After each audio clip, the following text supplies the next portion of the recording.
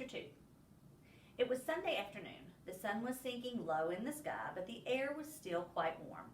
John was wandering along in the direction of Susan's house, absent-mindedly looking down at the sidewalk, when his eye was suddenly caught by a dully gleaming, silvery gray coin lying right in his path.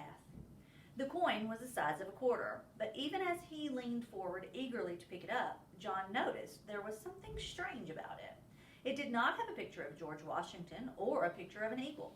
On one side, there was a picture of a fat boy, and on the other side were the letters J.M., which was funny, John thought, because those letters happened to be his initials. Grasping the coin firmly, he ran on toward Susan's house. She liked to collect things. He thought she might be interested to know that he had the beginning of a coin collection. Although he was in the habit of going over to Susan's by the same route once or twice almost every day, this afternoon John found himself turning left where he usually turned right. I always go the same way, he thought. This time for a change, I'm going a new way. He didn't stop to consider that you cannot go east by going west unless you go all the way around the world. Only 2 blocks along the unfamiliar street, John came to a small corner store. It was a neat red brick building with 2 big show windows. They were full of all sorts of candy. Susan was immediately, absolutely forgotten. John pressed his nose against one of the windows. He was imagining the taste of the chocolate-covered almonds and chocolate fudge on the other side of the glass when he noticed a man in a white apron standing behind the counter and beckoning to him. John was surprised. He hadn't expected the store to be open on Sunday. "Don't just stand there in the doorway, John," the man called heartily. "Come on in and get some fresh, sweet, creamy chocolate. There's a special sale today." How did the man know his name, John wondered. He couldn't remember ever having seen the store before. The storekeeper saw John hesitate. "The chocolate I use in my kitchen comes direct from the heart of Africa," he said. "I use none but the finest ingredients. And my recipes, well, I bet you've never had chocolates like mine before. Come on in." "Thank you," John replied, walking to the counter. "But you see, the trouble is, well..." "No money?" the storekeeper asked. "No money whatsoever?" "What have you got there in your right hand?" John had forgotten the old coin in his hand. "Oh," he said, "this is part of my coin collection. I mean," he added more honestly, "I'm going to save this coin and then get some more to make a collection." "Let me have a look at it," the storekeeper said. He looked briefly at the coin. "Aha!" he exclaimed. "Is it any good?" John asked, his hopes suddenly rising. "Very good," said the storekeeper. "In fact, it's the only kind of money I accept. But I don't suppose you'd want to spend it all on a box, a whole box? I imagine you'd rather keep this for your coin collection than spend it on chocolate, wouldn't you?" "Oh no," John said. "Chocolate any day." "Go ahead then, help yourself," the storekeeper said, pointing to a heavily laden show table piled with large cellophane-wrapped candy boxes, all exactly alike. "You mean I can have one of these?" John asked, his eyes round with surprise. The candy boxes were as big as the ones his father always brought home at Christmas time. "Just help yourself," the storekeeper assured him. "That is, unless you think it might be better to ask your mother first." "She wouldn't mind," John said hastily, and blushed. The storekeeper winked knowingly. "I'm sure she won't," he agreed. "Not in the long run, anyway." John tucked one of the large boxes under his arm, declined the storekeeper's offer to wrap it as a gift, thanked him, and hurried out of the store before there could be any questions of anyone's changing his mind. The storekeeper smiled as he watched his customer hurrying away down the street. John decided that it might be sensible to enter his house quietly by way of the kitchen. With the large candy box hidden behind him, he let himself in by the back door and crept up the kitchen stairway on tiptoe toward his own room on the top floor.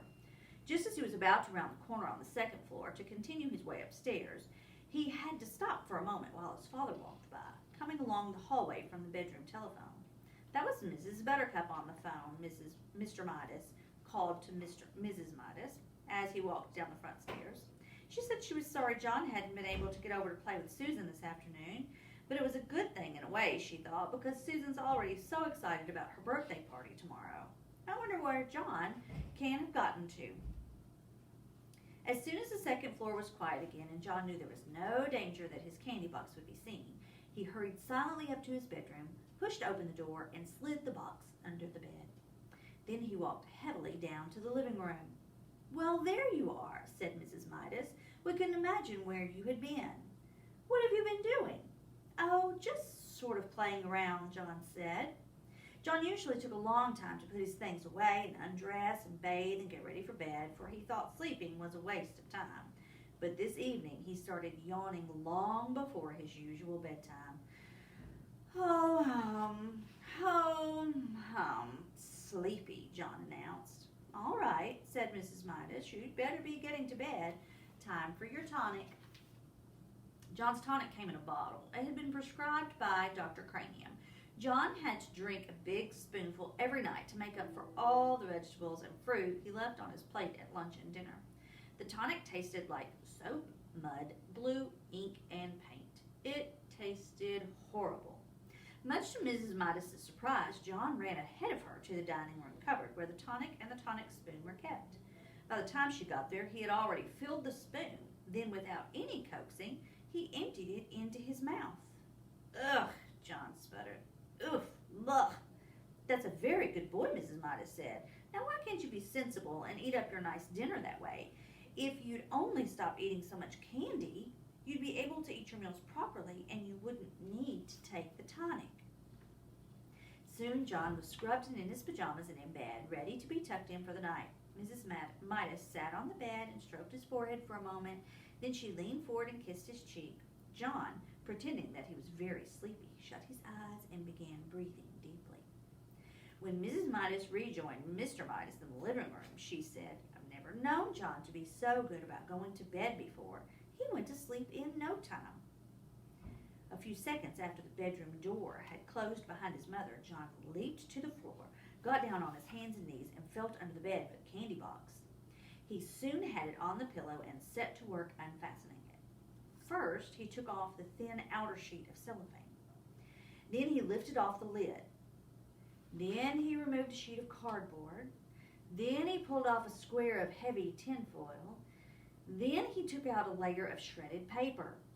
As the wrappings piled up around him, John became rather anxious. At last he came to a small central ball of cotton batting. And there, right in the middle, was a little golden ball. He picked at the ball with his fingernail and peeled away the gold paper, revealing a tiny piece of plain chocolate. It was the only piece of chocolate in the whole box. Deeply disappointed, John nevertheless put it into his mouth. He had never tasted a chocolate quite like it. It was the most chocolatey chocolate he had ever encountered.